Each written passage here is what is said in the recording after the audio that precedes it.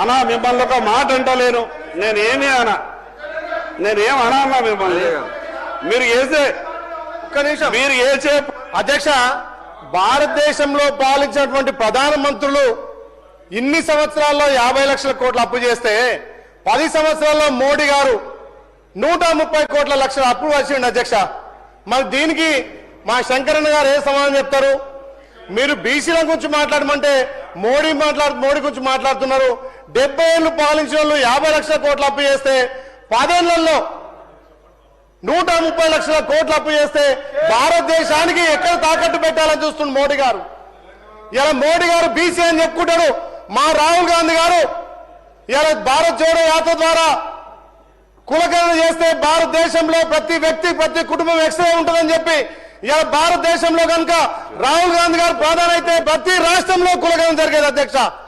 మరి అలా రాహుల్ గాంధీ గారి ఆలోచనలు మా గౌరవ ముఖ్యమంత్రి రేవంత్ రెడ్డి గారు ఒక బీసీ బిడ్డ వైపు ఉండి బీసీల కోసం కులగణన చేసి బీసీ బిల్లు పెడితే మీరు బీసీలకు మద్దతు ఇచ్చేది పోయి మోడీ గారి గురించి ఎట్లా చెప్తారు అధ్యక్ష?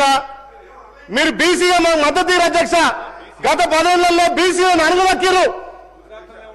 మీ గుజరాత్ మోడల్ అంటారు, ఇలా తెలంగాణను భారతదేశంలో మోడల్ తీసుకుంటారు అధ్యక్ష.